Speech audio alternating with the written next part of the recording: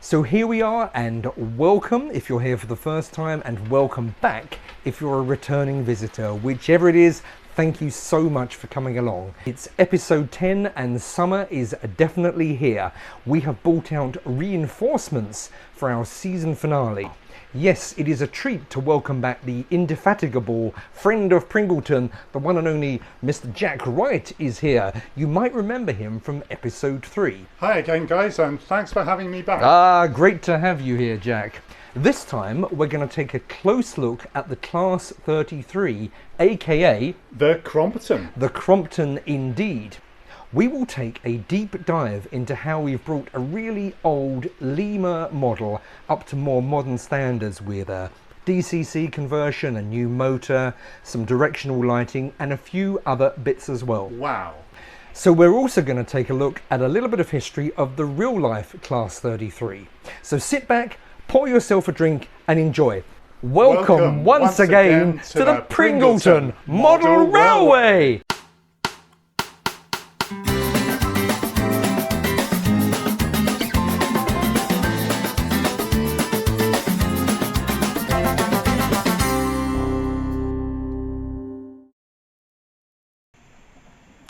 Okay, so we are straight in here with a look at our Class 33, our Crompton, in action here, pulling a nice rake of Mark II blue and grey into city carriages.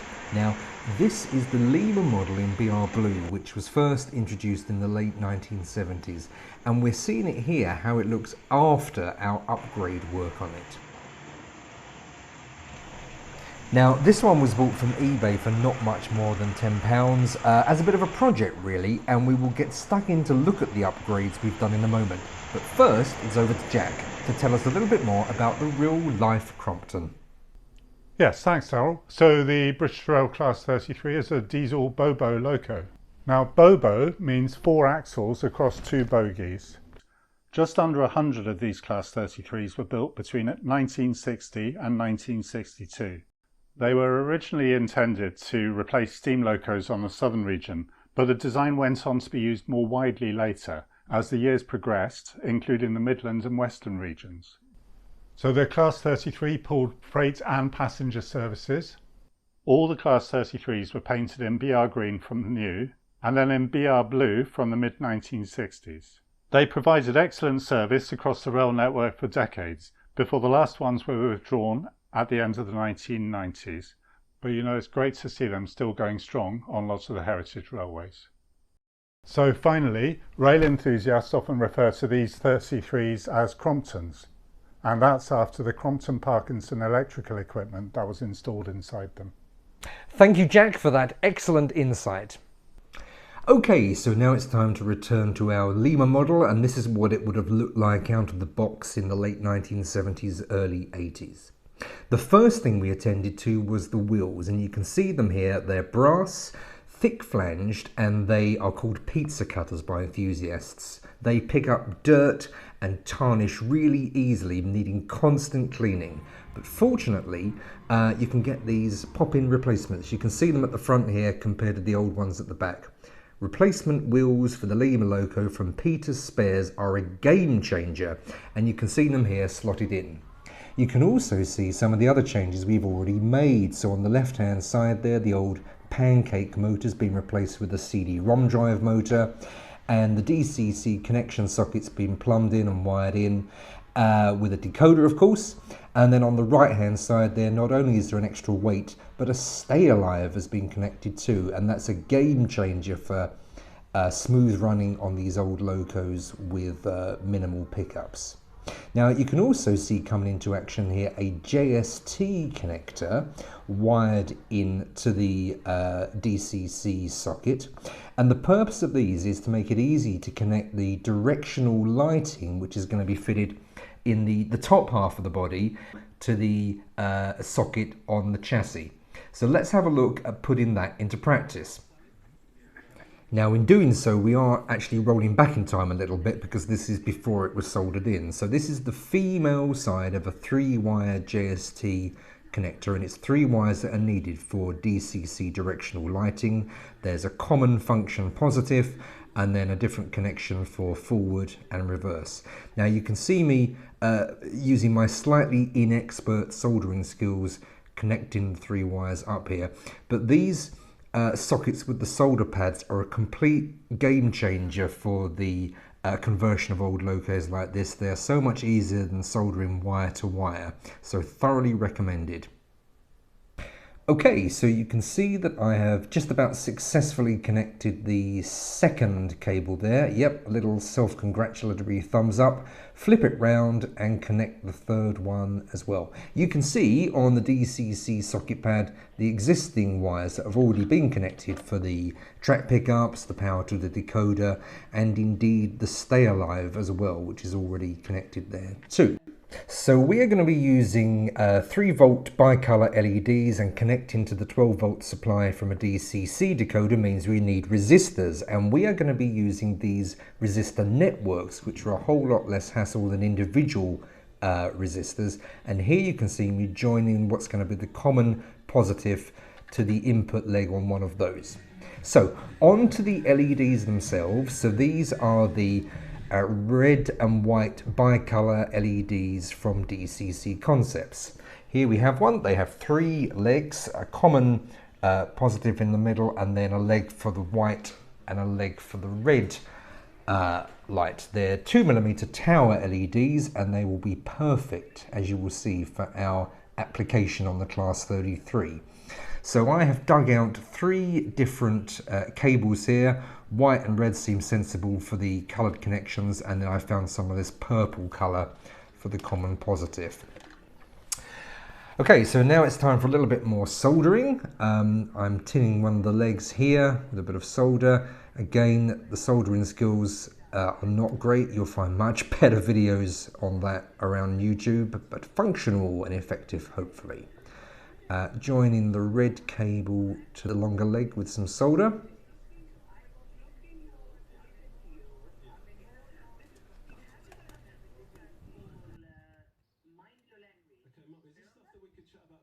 Next up then, tinning the common leg, and as I say, I'm using some of this purple cable. It doesn't matter really, as long as you're consistent across the different LEDs that will be used for the same loco.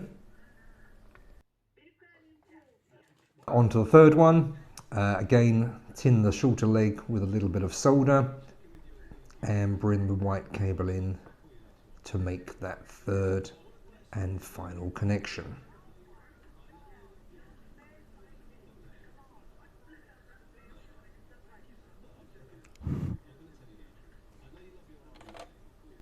Okay, so all soldering done and some insulating tape used to keep the legs separate and insulated from each other.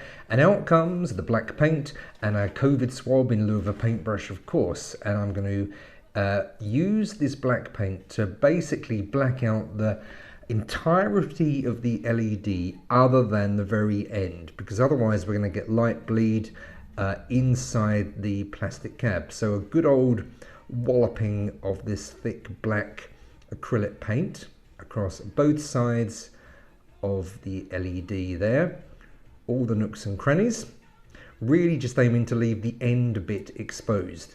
And this part where I'm shoving it down onto the cardboard is just to clean off the end of the lens or the end of the LED, because that's the bit that's going to be shoved through the hole in the loco body to create the lamp look. Here we have 4 completed articles, all wired, insulated and painted, ready to go for fitting inside the loco.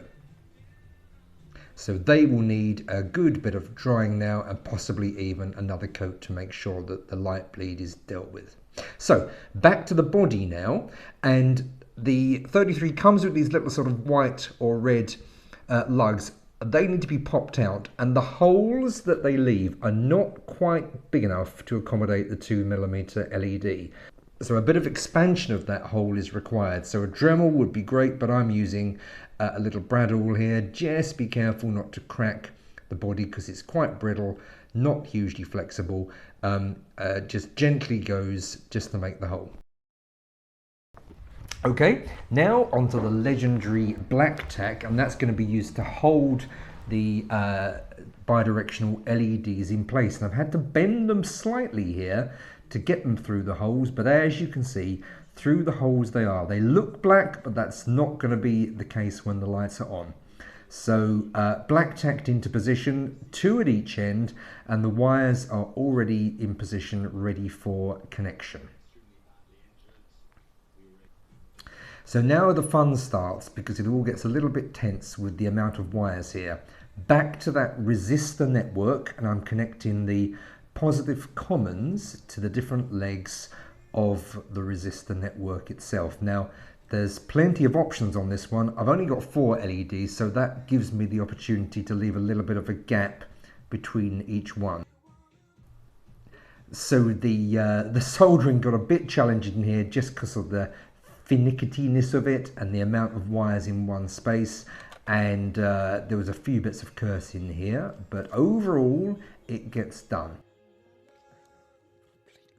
So tinning each leg on the network itself and connecting all 4 of those positive cables into that, because that's going to be the common function positive, which is blue from the DCC decoder.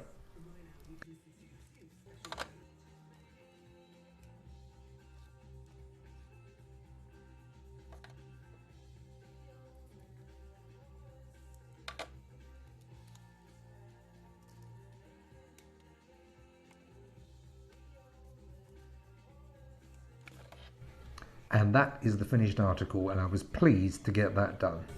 So the other connections, this needs a little bit of experimentation because we need to have the 2 at the alternate ends the other way around, but we are essentially joining 2 reds and 2 whites from each end together and connecting those up to the other 2 connections on the JST connector so that they connect up to the forward and reverse on the DCC cable. Now a whole bunch of cables required there, so I've sort of packed them all down and compressed them under some thick insulating tape just so that I can get the loco body back onto the chassis. JST cable there is ready to be connected. Couple more steps. Here are some flush glaze windows purchased off eBay. I managed to get those for £3.50, and that replaces that big chunky acrylic clear plasticky thing inside and makes the glazing look completely different, a real step up. The finale is using these Sharpies. Now the silver Sharpie I'm using to pick out the grab rails and the rails around the front. Now of course you can use wire, you can get kits for that, but that all adds up to the expense and potentially makes this more than a budget model. But the Sharpie creates a great impression here, and you can see how it's really lifting the model by applying it to these grab rails and these handrails here. So the silver one is ideal for that, and you can also see I've used it on the top there and the black around some of those exhaust vents as well. Really effective, really cheap, really quick and really easy. And all of those things together really give our model a lift and make it look completely different. So now it's time for Jack to give our upgraded Class 33 a spin. Like so, and then now if you click,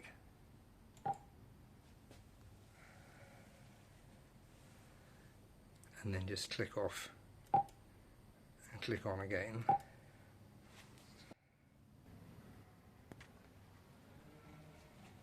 And then if I stop it,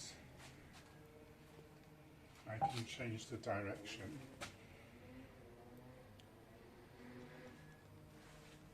Look at that. That is cool.